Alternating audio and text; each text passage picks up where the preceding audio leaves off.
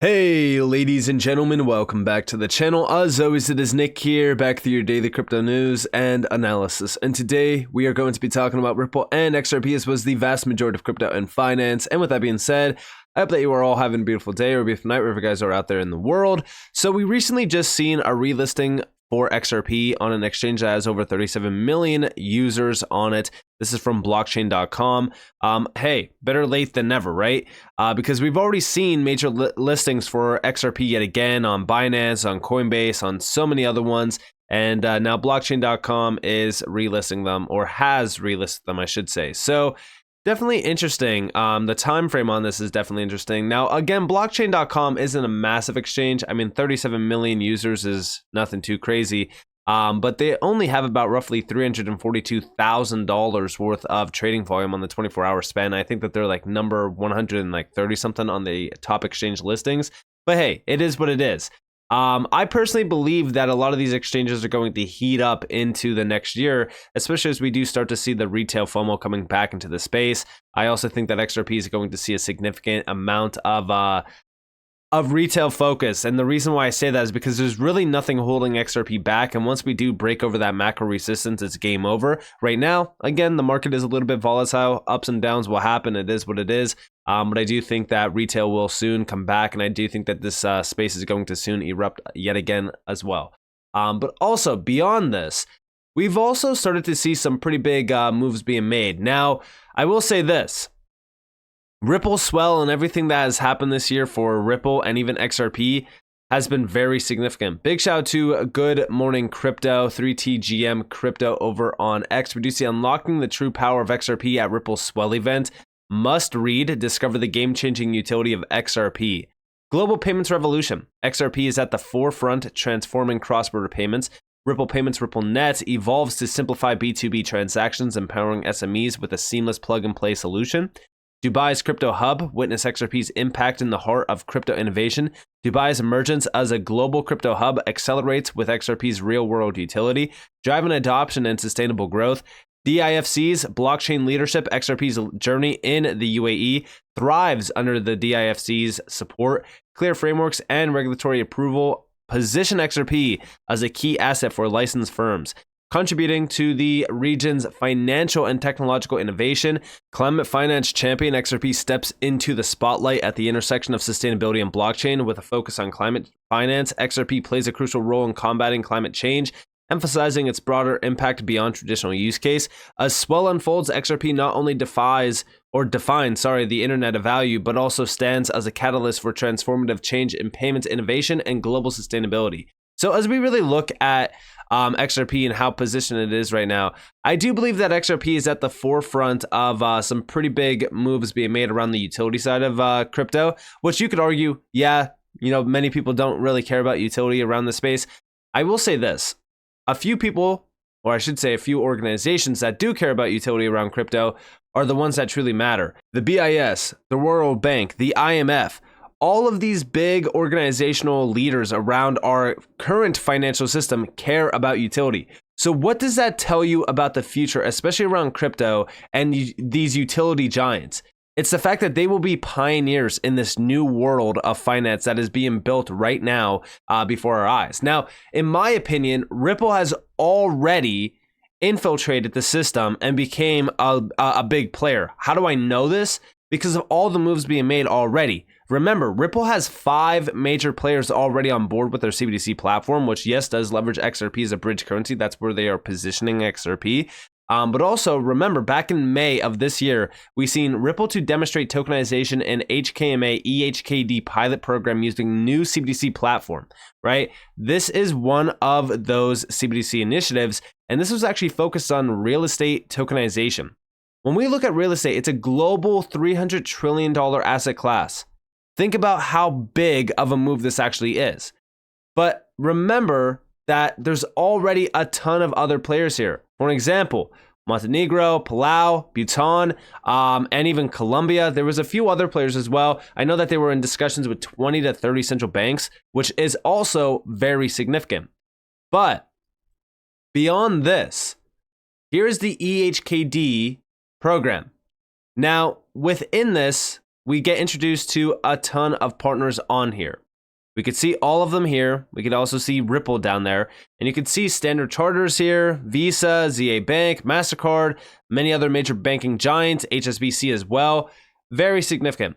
Now, when we look at how big of a move this actually is, I think that we need to address all of the other players that are tapped in right now on other CBDC initiatives, which we will get to that here in a second. But first, I also want to play you guys this clip from October 31st that Megan posted on X, and this is actually addressing the Hong Kong Ripple partnership.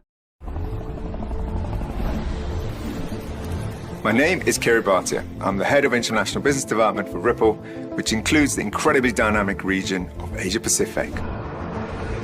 Hong Kong is a very special place for me. It's where I've had pivotal moments in my career and also where my children were born.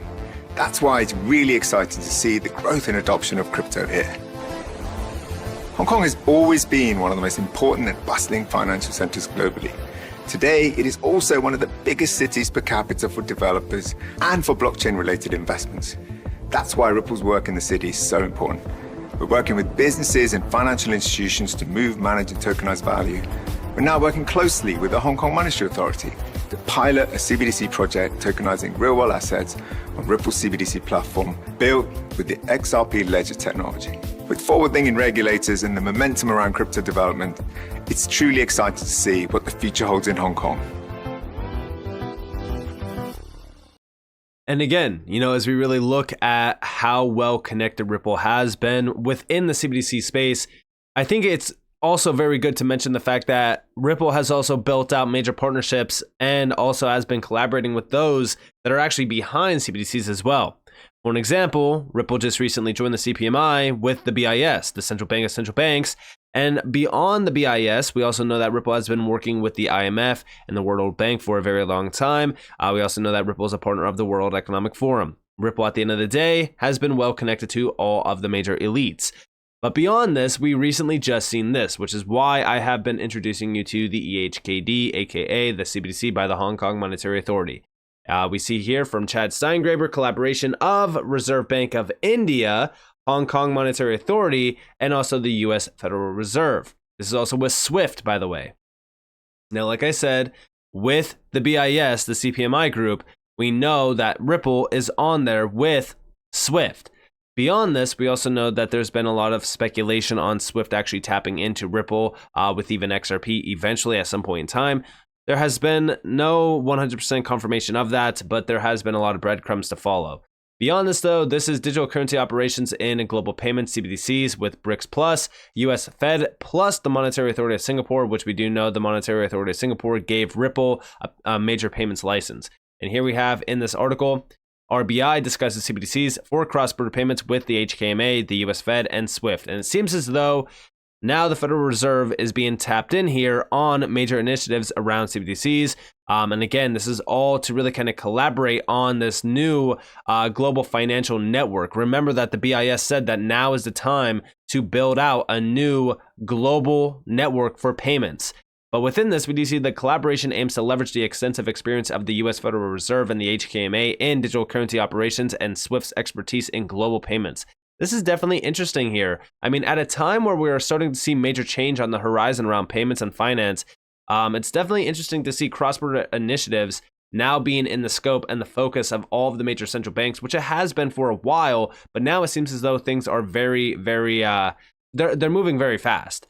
But also, Ripple's connections to all of the players here are definitely interesting. Remember here, right? This goes back to September 2nd. Ripple's Indian partner joins Digital Rupee CBDC project. This was with Yes Bank, and this is with the UPI, the Unified Payments Interface of RBI. And this is interoperability with their CBDC. Now, Wrath of Kahneman actually did make a post about this. I could actually open this real quick. And this was back, like I said, in September. We do see Yes Bank, a Ripple partner, now live with UPI interoperability on the RBI CBDC app. It's domestic in India, only allows inward remittance, but interesting as for the first time, a bank connected to CBDC Pay Network, also housing a RippleNet connection. A fantastic article written for Yes by Ripple's Navin Gupta, 2018.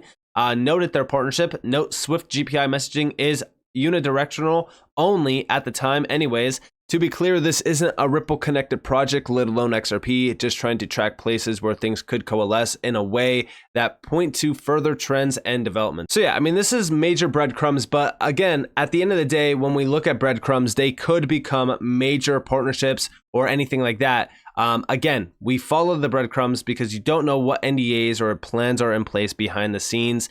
For an example, there has been a lot of breadcrumbs around the BIS working with Ripple, and then all of a sudden, boom, we get a partnership announcement that they're working with the BIS on the CPMI, which was a huge announcement because it did include all of the major players behind this new financial system. But beyond this, we also know over here that just recently on December 12th, Reserve Bank of India outlines plans for new fintech repository and cloud facility for financial services firms. This is very, very similar to what we have seen with Volante and also with Finastra. So like I said, all of this, in my opinion, is really kind of connected because when we look at what's been happening with a lot of the moves being made with the UPI, for an example, with India around CBDC initiatives, it's the same kind of thing with Fed, right? With the Fed Now service, with the Federal Reserve. The Fed Now service allows third-party players to tap into the cloud and provide API services to streamline certain things. For an example, it could be payments, it could be tokenization initiatives, it could be anything. And that's what we are seeing even with Volante, right? This is Volpay, cloud native payment solutions for banks and financial institutions. You guys probably are all aware of this. And what's crazy about this is to streamline adoption of new age technology. That's what this is for. It's speeding up the integration process so that they don't need to change any internal things. Like, this is why I say the architecture around our new system is going to be built beyond, what we are already aware of, but also within cloud-based solutions. Even Finastra has their open platform with Fusion Fabric Cloud. This is a cloud-based initiative. Your platform to open finance, the open finance economy. And you could look at all of the apps and APIs on here. And for an example, for those that are not aware, yes, RippleNet is included within this. Again, this is the out-of-the-box integration for processing cross-border payments. It's easy to tap into it. It's an all-in-one integration.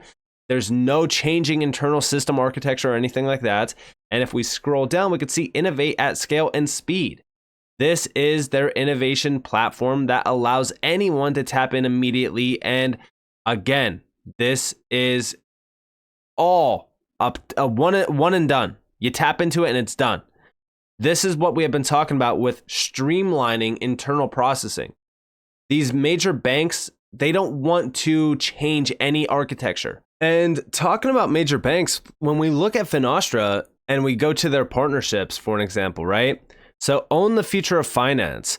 And if we scroll down, we know that they actually have a customer base of over 9,000 plus financial institutions in over 130 countries. Like, they are a major platform for this new world of finance. And again, these banks, they don't want to rip and replace. They want to be able to innovate and embrace new age technologies that allow their internal systems and what they already have to be improved. That's why when we look at what Ripple is trying to do and we hear what Ripple has been saying for the last, few years, guess what they have always said? We're not trying to replace, we're trying to improve. That's what banks want. Banks don't want to have to, bring a full team in that's going to, replace this, replace that, and then everyone has to learn it. It's extremely expensive. They don't want that. They want to be able to tap in. And when we look at Finastra and when we look at Volante, for example, with this cloud-based solution, it allows them to innovate so fast because it's plug-and-play applications. API provides plug-and-play applications. That's why when we look at what we're seeing with the Reserve Bank of India right now, this is definitely interesting. But also we know that this is what they want to do with CBDCs.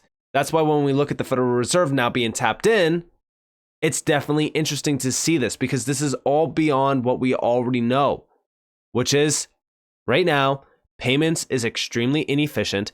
Cross-border payments need to be improved. We need to have new systems in place. And even with the Federal Reserve, they already have that cloud-based application support with FedNow, which allows third-party players to be tapped in. And we are seeing all of the players that are collaborating, all having some sort of connection back to Ripple. It's definitely interesting here. But like I said, as we see these things moving pretty quick, all of this is what we have been addressing, which is we are going to see major collaboration to bring about this new financial system. And pay attention to the breadcrumbs, pay attention to the connections, because in my opinion, there is zero doubt that Ripple is a part of this massive transformation.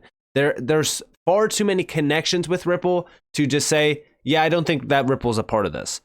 Because again, you just look at some of the connections and it makes you think, it makes you wonder, and it makes you research. And then what you find, well, it's pretty much confirmation that Ripple will be a major leader in this new world of finance that is being built. So with that being said, I hope that you guys enjoyed this video. If you guys did, definitely leave a like, subscribe to notifications on if you guys want more free content. You guys are more than welcome to follow me on Twitter and join the free Discord in the description below. And with that being said, guys, it's been Nick. Peace out.